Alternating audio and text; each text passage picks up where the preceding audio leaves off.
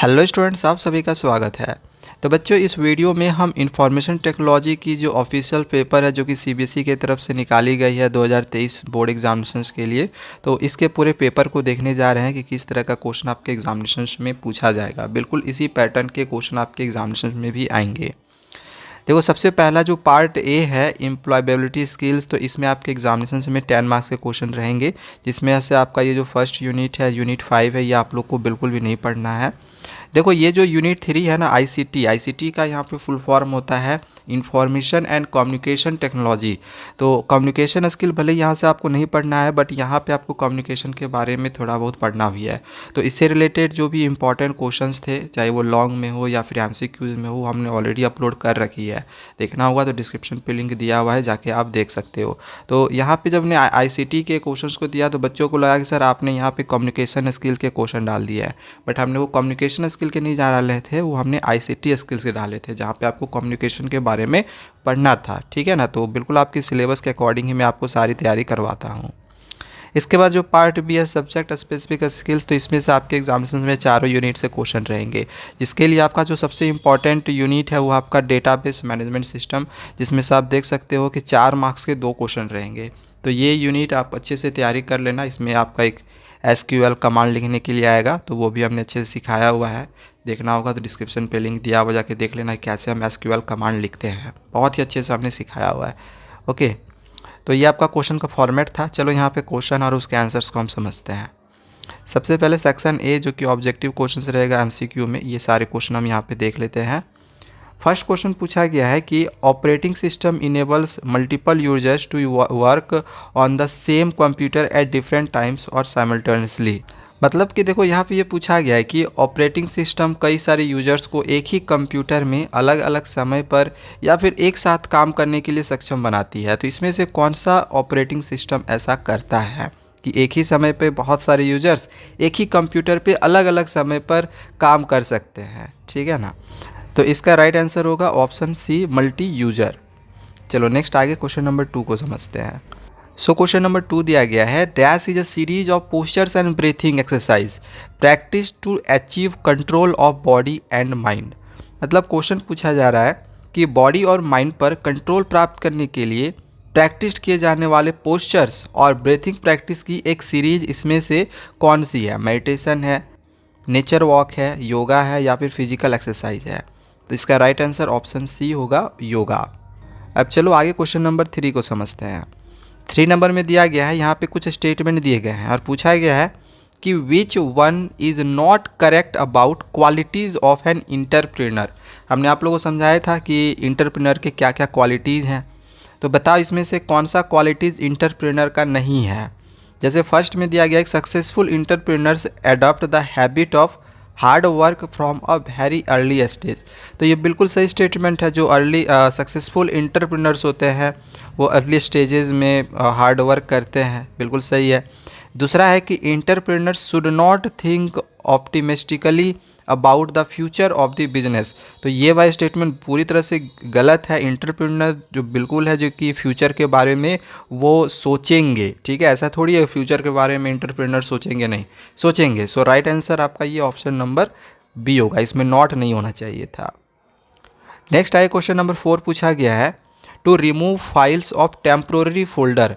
अगर किसी temporary folder से फाइल्स को रिमूव करना है तो इसमें से हम रन डायलॉग बॉक्स में क्या डायल करेंगे।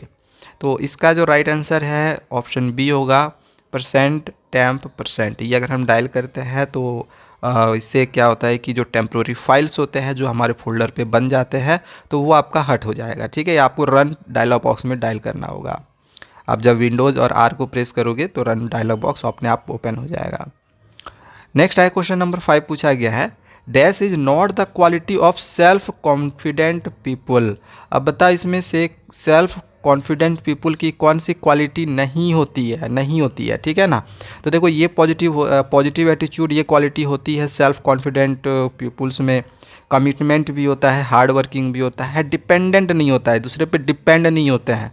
जो सेल्फ कॉन्फिडेंट पीपल होते हैं कभी भी दूसरों पे डिपेंड नहीं रहते हैं। नेक्स्ट आए क्वेश्चन नंबर 6 पूछा गया है कि फ्रॉम द फॉलोइंग स्टेटमेंट्स, यहाँ फिर से कुछ स्टेटमेंट दिया गया है, विच one is not the positive impact of entrepreneurship on society. हमारे सोसाइटी की जो पॉजिटिव इम्पैक्ट नहीं है इंटरप्रेन्योरशिप्स को लेके, तो वो कौन सा है। तो देखो ये तीनों आपका जो 1, 2 और 3 है, ये तीनों आपका पॉजिटिव है, ठीक है, पॉजिटिव इम्पैक्ट है। ये लास्ट वाला पॉजिटिव इम्पैक्ट नहीं होगा, ठीक है, ये राइट आंसर होगा। डिस्करेजेज वेलफेयर ऑफ द सोसाइटी। तो एम्प्लॉयबिलिटी स्किल्स के जो एमसीक्यूज है उसको देख लिए। अब यहाँ से हम जो सब्जेक्ट स्पेसिफिक स्किल्स है, इसके आपके टोटल 4 यूनिट है। चारों यूनिट का यहाँ पे अलग अलग करके क्वेश्चन दिया हुआ है, ठीक है। तो अलग अलग हम लोग यहाँ पे सबके एमसीक्यूज को समझ लेते हैं एक एक करके। सो यहाँ पे फर्स्ट क्वेश्चन पूछा गया है कि dash key is use to reduce repetitive strain. Repeated strain को रिड्यूस करने के लिए हम इसमें से कौन सा की का यूज़ करेंगे। हम यूज़ करेंगे इसमें स्टिकी कीज़ का, ठीक है। रिपीटिव स्ट्रेन के लिए हम उसको रिड्यूस करने के लिए हम स्टिकी की का यूज़ करेंगे, याद रखना इसको। अगला क्वेश्चन पूछा गया है dash means that the query uses criteria you provide to hide some data and display only required data. तो इसका आंसर होगा फिल्टरिंग। फिल्टरिंग मीन्स, ठीक है, filtering means the query of uses criteria you provide to hide some data and display only required data. आगे question number 3 दिया गया है which of the following application is not appropriate to store data about ABC bank customers. देखो option दिया गया है इसमें open office base, option B दिया गया है MS एक्सेस, ऑप्शन सी है ओपन ऑफिस राइटर, या फिर ऑप्शन डी होगा MS एक्सेल। तो इसका राइट आंसर ऑप्शन सी होगा, ये वाला ओपन ऑफिस राइटर, ठीक है। पूछा क्या गया था कि इसमें से कौन सा एप्लीकेशन अप्रोप्रिएट नहीं है डेटा स्टोर करने के लिए ABC बैंक कस्टमर्स में, ठीक है, तो ओपन ऑफिस राइटर में। अगला क्वेश्चन नंबर 4 पूछा गया है when you open a new spreadsheet. जब आप नई स्प्रेडशीट को ओपन करते हो by default it has a seat named dash. इसमें से कौन सा सीट नेम हो मतलब निकलता है, कौन सा सीट नेम होता है। तो इसका जो राइट आंसर है आपका ऑप्शन ए होगा, seat 1 which is managed using tabs at the button of the spreadsheet, ठीक है, सीट 1 लिखा हुआ आएगा। नेक्स्ट आए क्वेश्चन नंबर 4 है इन अ वर्ड प्रोसेसर। अब वर्ड प्रोसेसर का यहाँ पे बात किया गया है। Dash option is selected for a scaled resizing of an image. मतलब किसी इमेज के स्केल्ड रिसाइजिंग के लिए इसमें से हम कौन सा यूज़ करेंगे, ठीक है। रिसाइज करने वाला जब भी ऑप्शन आ जाएगा ना, तो रिसाइज करने में आपका कीप रेशियो होगा, याद रख लेना। नेक्स्ट आए क्वेश्चन नंबर 6 है multiple copies of the same file leads to. तो इसमें डायरेक्ट आंसर हम लोग क्या लिख सकते हैं, डेटा रिडंडेंसी। ये पढ़े भी थे हम लोग इसके बारे में कि multiple copies of the same field leads to. Multiple copies हम एक ही फील्ड में लगातार निकाल सकते हैं, क्या होता है, डेटा रिडंडेंसी। अब आगे क्वेश्चन नंबर 3 का 1 नंबर पूछा गया है कि it is a reference point for the graphics which is created while positioning any image. मतलब क्या क्वेश्चन पूछा गया है कि इसमें से कौन सा एक रेफरेंस पॉइंट है ग्राफिक्स के लिए हमें बताना है, जो कि क्रिएट किया जाता है किसी भी इमेज के पोजीशनिंग जब होती है उसके लिए। और आगे इसमें ये भी पूछा गया है कि ये जो पॉइंट है कुड भी, ये हो सकता है इसे पेजेस हो सकता है, फ्रेम हो सकता है, जहाँ पे ऑब्जेक्ट या तो पैराग्राफ या फिर इवन कैरेक्टर हो सकता है किसी वर्ड प्रोसेसर में। तो इसमें से क्या होगा, कौन सा रेफरेंस पॉइंट होगा, तो इसका राइट आंसर होगा एंकरिंग। नेक्स्ट आए क्वेश्चन नंबर 2 है identify the property which help to set the number of characters in text varchar type field of a table in DBMS। अब इसमें से कौन सा प्रॉपर्टी है वो हमें पता लगाना है, जो कि हेल्प करता है set to number the character. मतलब कैरेक्टर्स के जो नंबर्स होते हैं उसको सेट करने के लिए किसी टेक्स्ट में या फिर वर्चर टाइप में, ठीक है, कहाँ पर, तो field of a table in DBMS के फील्ड में। तो इसका राइट आंसर होगा ऑप्शन डी, लेंथ। अगला क्वेश्चन है dash is design to help users with auditory impairments. इसमें से कौन सा डिज़ाइन हेल्प करता है यूजर को ऑडिटरी इम्पेयरमेंट्स के साथ। तो इसका राइट आंसर ऑप्शन ए होगा साउंड सेंट्री। अब जैसे यहाँ पे ऑडियो का ही बात किया जा रहा है, तो ऑडियो यानी कि साउंड से रिलेटेड है, तो साउंड सेंट्री होगा, ठीक है। अब अगला जो क्वेश्चन है इसमें सिंपली हमें ट्रू और फॉल्स पूछा गया है कि इसमें से सही या गलत है ये बता दो। तो it is not possible to create a default template in a word processor.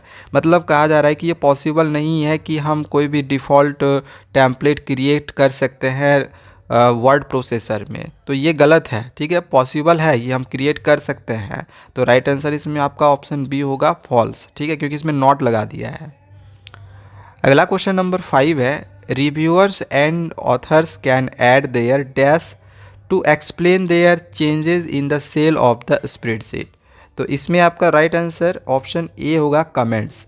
Reviewers and authors can add their comments हम ऐड करेंगे, जो रिव्यूअर्स होंगे या फिर ऑथर्स होंगे वो अपने कमेंट को ऐड करेंगे ताकि जो भी चेंजेस है सेल्स में किसी स्प्रेडशीट के सेट्स में तो उसको एक्सप्लेन किया जा सके।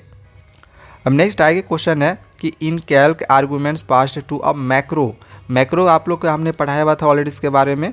कैल्क आर ऑलवेज, इसमें से क्या होगा, cell reference both A and B, या ये बी होगा वैल्यू, या फिर सीट रेफरेंस। तो इसका राइट आंसर ऑप्शन बी होगा वैल्यू। अब नेक्स्ट आइए क्वेश्चन नंबर 4 का 1 नंबर दिया गया है, identify the website that offers offline blog service for free. यहाँ पे कुछ वेबसाइट्स के नाम दिए गए हैं, आपको बताना है कि इसमें से कौन सा वेबसाइट्स फ्री में ऑफलाइन ब्लॉग सर्विस प्रोवाइड करता है। जैसे जो ब्लॉग डेस्क है ये फ्री में ऑफलाइन ब्लॉग सर्विस प्रोवाइड करता है, तो ये तो होगा। क्यूमाना भी करता है, तो ये दोनों ही होगा। वर्डप्रेस फ्री में ऑफलाइन ब्लॉग सर्विस प्रोवाइड नहीं करता, तो ये ऑप्शन नहीं होगा। So right answer option D होगा, बोथ ए एंड बी। आइए क्वेश्चन नंबर 2 है, John has written a book consisting of 15 chapters. जो जॉन है वो एक किताब लिखना चाहता है जो कि वो 15 चैप्टर्स का होगा। Okay, he wanted to make the index of the book. अब वह किताब का एक इंडेक्स बनाने चाहता है, ठीक, किताब का एक इंडेक्स वो बनाना चाहता है।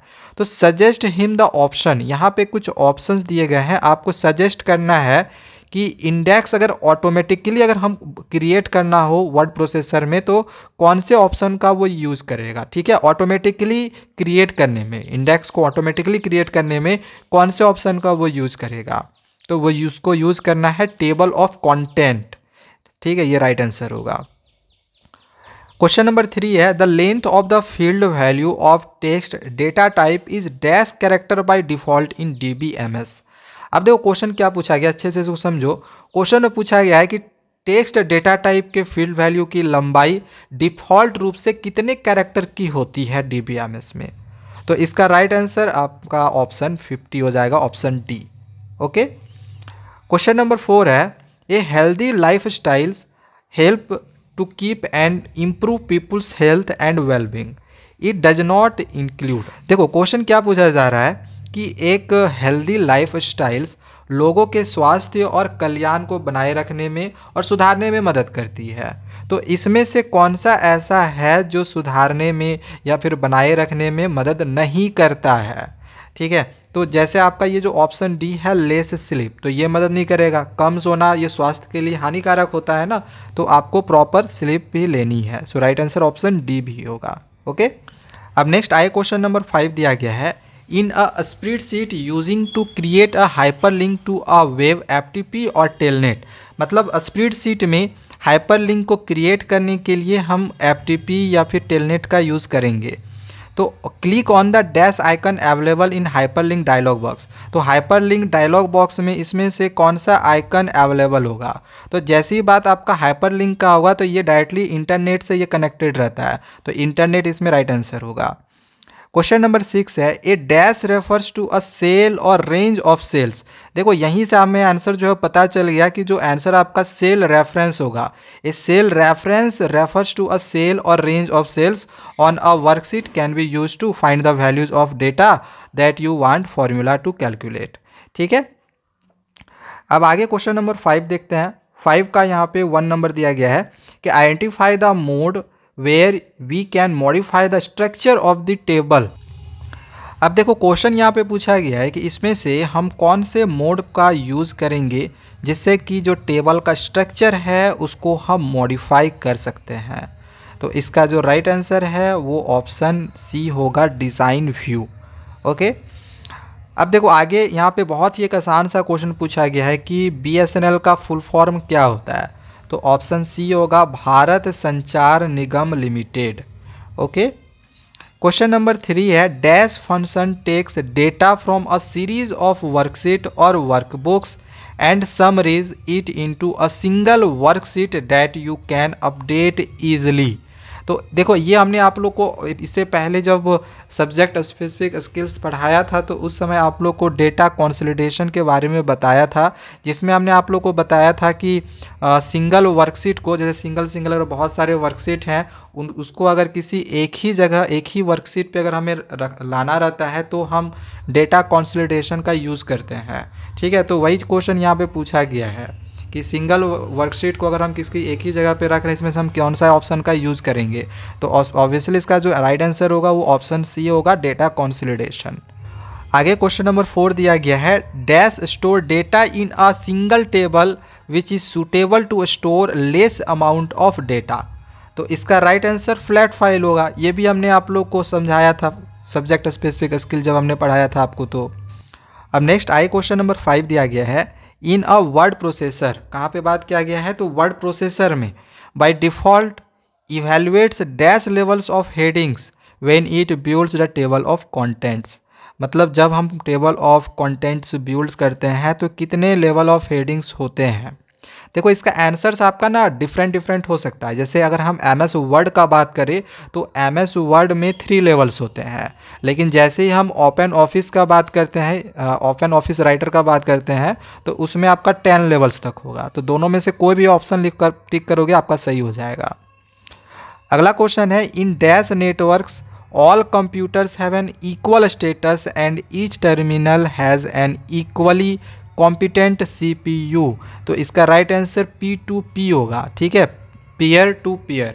ओके, तो ये आपका जो क्वेश्चन है मल्टीपल चॉइस सारा ख़त्म हो चुका है।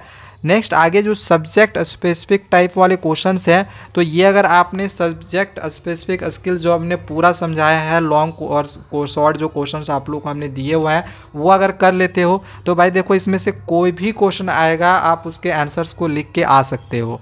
तो ये सारे क्वेश्चन आप यहाँ पे देख लो, सारे क्वेश्चंस का जो आंसर है वो मैं आपको डिस्क्रिप्शन पे दे दे रहा हूँ, उसका आप PDF चाहो तो डाउनलोड कर सकते हो। और हाँ, SQL कमांड आपके एग्जामिनेशंस में 4 मार्क्स में श्योर ही पूछा ही जा रहा है, तो SQL लिखने के लिए ज़रूर सीख के जाएँ। मैं बार बार आप लोग को कहता हूँ, हमने बहुत ही अच्छे से सिखाया हुआ है, डिस्क्रिप्शन पर लिंक भी दिया हुआ है, उसको एक बार सीख ले कैसे हम SQL कमांड को लिखते हैं। ओके, तो ये सारे क्वेश्चन है, इसका आंसर आपको डिस्क्रिप्शन पे मिल जाएगा, डाउनलोड कर सकते हो आप। डायरेक्टली PDF लिंक है, क्लिक करोगे डाउनलोड हो जाएगा। शुरू से लास्ट तक सारे का जो भी आंसर से हमने दे दिया है। चलो अब मिलते हैं दूसरे वीडियोज़ में, तब तक चैनल को सब्सक्राइब करके रखो। Thank you, bye bye.